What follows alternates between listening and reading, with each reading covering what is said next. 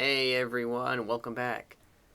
So I realized that recently I've been getting some views and some new subscribers, so I said, hey, let's put out a new video. Plus, I also have just found this really old game that I played from like 10 years ago, so that's gonna be a good one.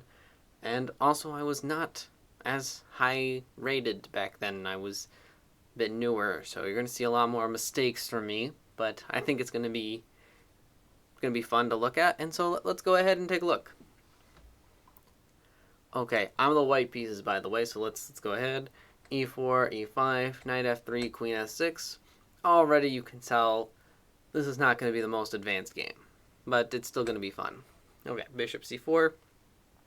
When your opponent is playing weird moves like A6 and queen F6, I think that one of the best plans is just play normal developing principled moves, like develop your bishop, castle, things like that. Here I don't really know what I was thinking with A3. It's to move off to the side of the board, and it doesn't really follow those principles. And so you can see that I wasn't as great of a player as I am now. Well, I'm still not great, and half my moves don't make any sense anyways. But hey, you know what? Back then I was even a little more so. And A3, I think that maybe I was thinking either knight A5 and then I can drop the bishop back to A2 if that happens. But that really doesn't make sense because the knight on A5 would be bad anyways because that's off to the side. And you want to be playing in the center. The only other idea I could have thought of is maybe when I played knight C3, I was thinking, well, what if he doesn't put the pawn on D6, he could put the bishop on B4 and double my pawns. Which those types of ideas don't really make sense, but that's I think how beginners sometimes think. And back then I really didn't like doubled pawns, so yeah, the trade-off of getting the bishop pair against double pawns, that even didn't appeal to me. But anyways, okay, let's go on. And G5. So here we go. He's playing on the side, which now is okay. And these types of moves, see, the center is closed, and when the center is closed, it's okay to play off to the side. So, in this case, this is an okay idea. It's actually a good idea.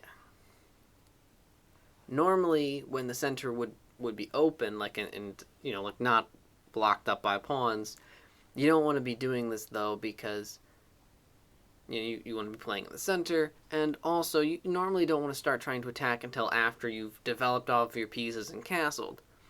But again, with the center closed, king safety becomes, by castling, is a little bit less important. And also, you don't need to be as rapid with developing your pieces. And then H2, H5, and here I played H4, which again shows that I am not as experienced. I think I wanted to play King's Gambit style and then go at F4 because I was thinking, oh, I can get the rook open, but not the best idea. Okay. Takes. I don't know why he doesn't take with the queen. Takes. Yeah, because he's moving the queen all around multiple times. Takes, bishop G5. And here is a mistake I made. If you want to pause for a second and try to find the mistake that the black pieces can take advantage of, go ahead. I really should have just put this bishop on F4 and developed it with a tempo attacking the queen. He does not find this tactic, though, and he plays queen G3 in the game. But he could have just gone queen C5 and a simple fork.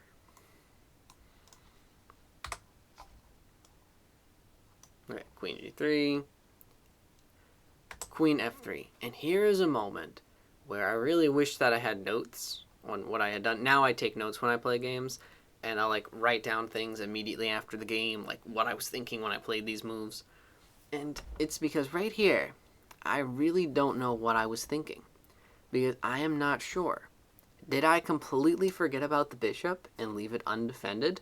Or was that intentional? Did I somehow gauge that after he takes my bishop, that taking here would be worth it? Because definitely is not worth it. Like, it's definitely not worth the bishop.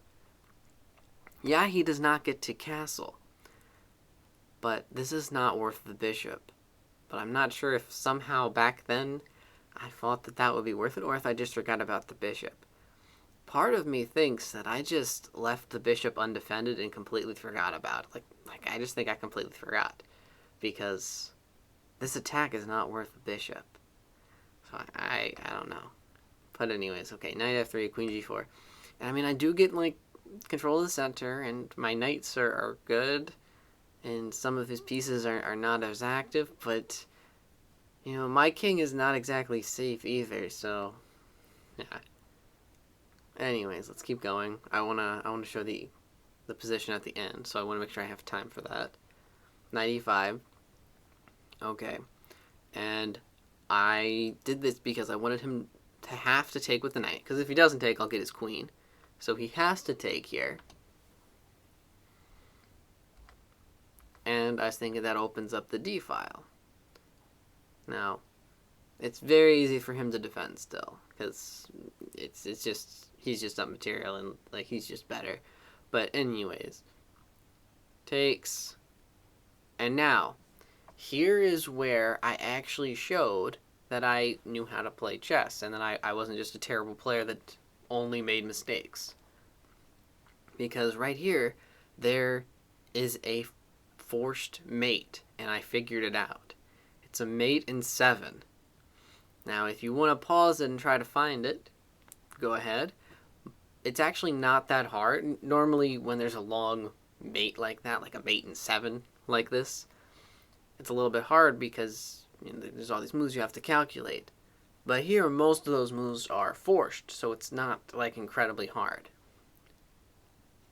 So you start with rook d2. You don't want to play rook d1, because if you do rook d1, the queen will take, and then the knight will take. And that's still better for the white pieces, but it's better to go for the checkmate. Like, queen d1, taking the rook on d1, will stop the forced mate, but still, it's better to get the forced mate than just be having a better position. So, the king is forced to c6, because if king goes here, well, checkmate. So, that's why he goes to c6, it prolongs the game. And now, you have 2 choices here, that you need to make the right one.